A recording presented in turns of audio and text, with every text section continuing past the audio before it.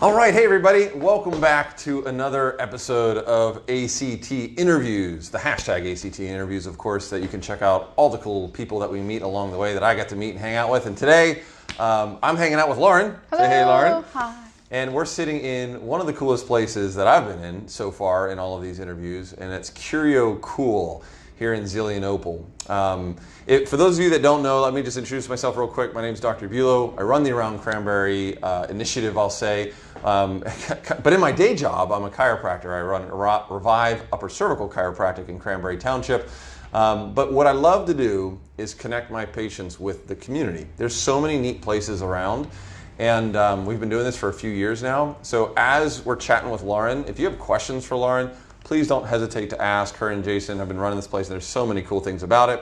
And at the same time, though, if you know someone who has a cool business or service, let us know. We'd love to connect with them, love to meet them. So, Lauren, where in the world did you guys get the idea to create such a cool place? Maybe first tell everyone kind of what is Curio Cool? Yeah, because there's a lot to take in. There's a lot to take sure. in. It's really cool, yeah. So I guess the question's kind of twofold. So we wanted to open a space that really encapsulated both of us being art teachers, my husband loving vintage toys, and kind of wanting to help to educate the community on art, different artists' process.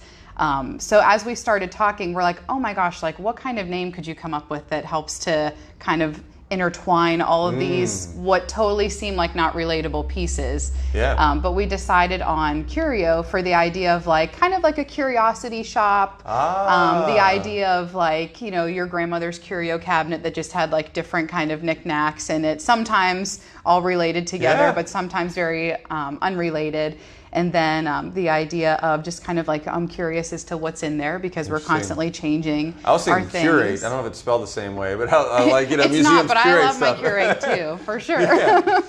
Well, a curator, isn't that what they call a curator, yes. Yeah, oh my gosh, I didn't even think of that. And kind of the person that normally is in charge of different exhibits. So yeah. When it comes to the vintage toys, let me tell you something. I mean, look at me. I'm about as much of a square as you can get in some respects. But when I came in here and I saw their vintage toy space, oh my gosh, I was like, I can't leave. I need to sit here and play with all the toys from my childhood and before. Like they had G.I. Joe stuff and Star Wars stuff. It's amazing. It's totally amazing.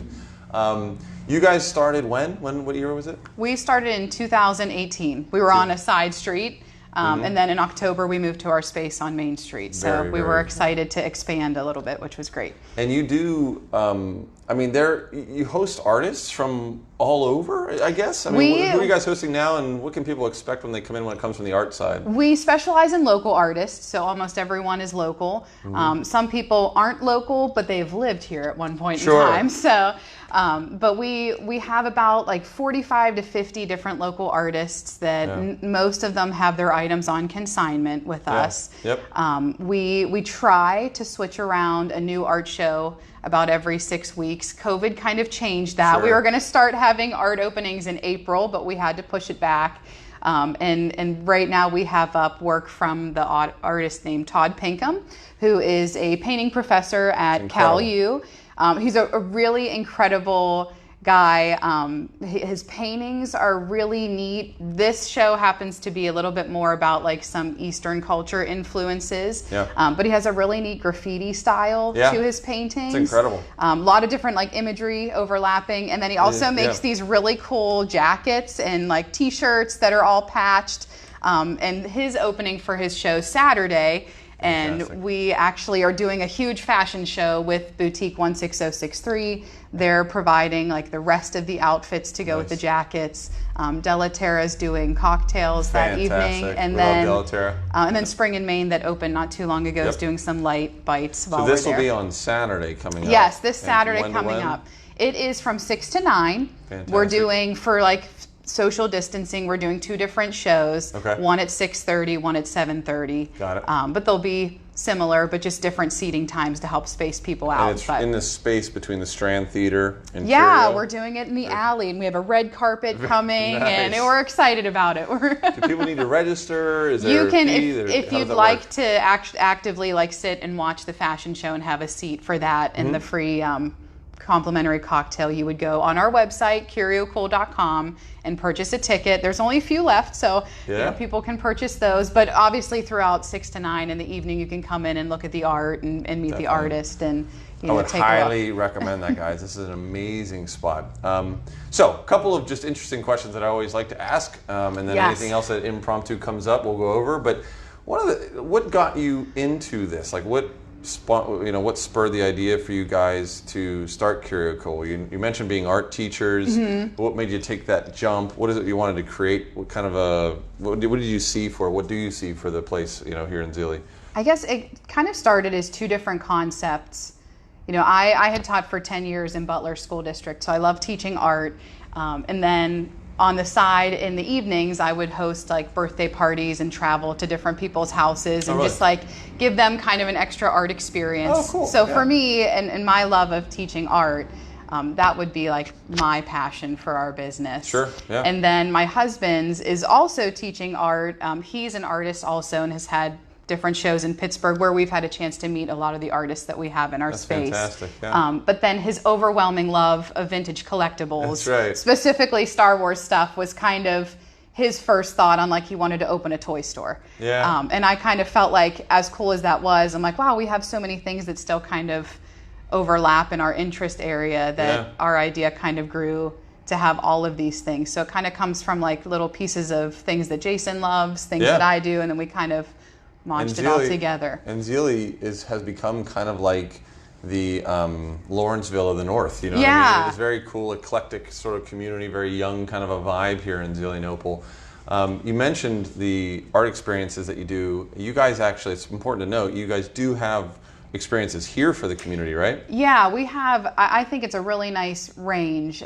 We really like to specialize that we teach art education classes, but then obviously different people are looking for a fun get together, more of a paint and sip, like relaxed style evening. So I mean, we have like preschool classes all the way to high school where we really try and focus on technique and artists and really kind of art education based, but then we also do birthday parties and paint and sip nights, and we have different artists in that do a class too. So incredible. We really try to capture it all if we can. Where would someone would that be on your website, I'm assuming, as well? Because I'm thinking of my daughters, I'm thinking about different people. Like, how do we keep a pulse? Is there a regular schedule, or does it just kind of change and there should be a regular schedule, but this year's been a little crazy. That's right.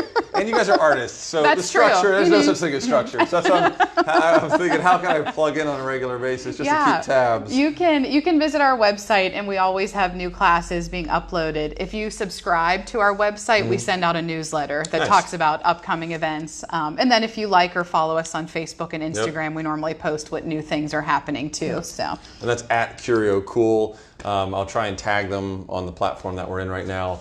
So here's a question that I always like to ask everybody: is you've been in business now for 3 years. The shop's been open for 3 years.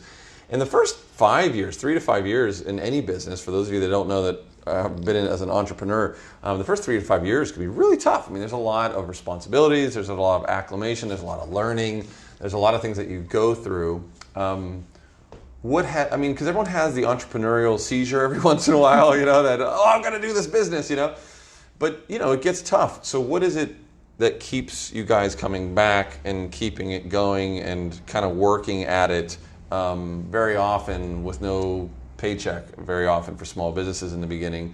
Where do you get the passion and the juice out of it now that you have it kind of up and going? What do you love most about it?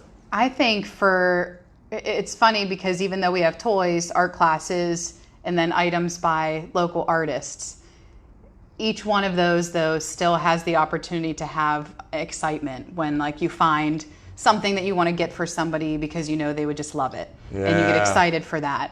Or even whenever Jason or myself gets to experience somebody being like, oh my gosh, I had this toy when I was younger, or this is what I was looking for my collection. I'm so excited to have it. And then, of course, for me, teaching the classes, and people get excited to be proud of what they've done and accomplished. And, I think it's that overwhelming excitement that they're in here experiencing something new, and I get to experience that with them. That's super cool. Yeah. If you could, I think they should have like a candid camera in here right now, I'm thinking, and be putting on Instagram and TikTok all of the, it's not an aha moment, but it is. It's that moment where you're like, oh my goodness. Like when you see these things, you say, this is amazing. And I was going to say that earlier, just in terms of if you're looking, you kind of nailed it on the head where you said about something unique or a gift, because it seems like there's so much vanilla, right? Everything's the same.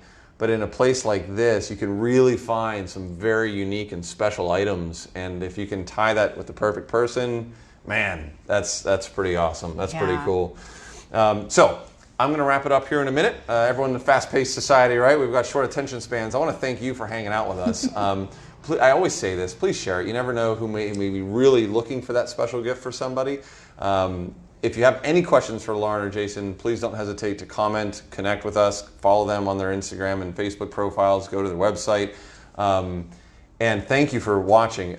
Lauren, I always give folks the last word in terms of just kind of like, any last sentiments or things you want to say to the folks that are tuning in with us today?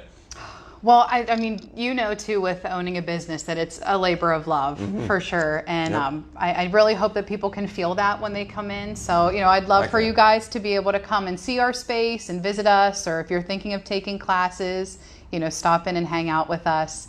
A couple of things, though, I didn't know. Do you know about the open air markets on Thursdays? No, tell us about it. Yeah. Oh, yeah, it's awesome. It was something that the Business Association tried to do just to help get some different people the chance to kind of feel a little sense of normalcy and, get out in the community. So every Thursday from 4 to 8, all the businesses are open later in the evenings. Normally we have vendors outside too with different local items, and you can just kind of walk around and, get something to drink or eat and hang out. So those happen every Thursday, which is a great way to come in and see the space and kind of get acclimated to it if you're thinking of taking classes or if you're looking for something specific. And then we have Dominic Pace coming for all of our Mandalorian Star Wars friends. Thank you for bringing that up. Yes, we're super excited that we have a character that's in The Mandalorian is coming here on September 25th to sign autographs, and he's actually calling it a small business tour, which is really cool. He's just driving to different small businesses to help let the communities know about them. Who is he in The Mandalorian? I know I've watched the whole series. It's a short cameo in some different background parts, but he is one of the bounty hunters named Gecko. So, cool. I'm going to have to go look him up now. So we're really excited to have him, and we'll have different Star Wars characters here dressed up. And, we have our little baby Yodas that are crocheted and, some different fun Star Wars stuff. So, but thank you so much for the opportunity. It's so great to get a chance to talk about what you love. So thank you. Absolutely. All right, guys, that's it for this time. We will see you around. Bye. Thank you. Bye now.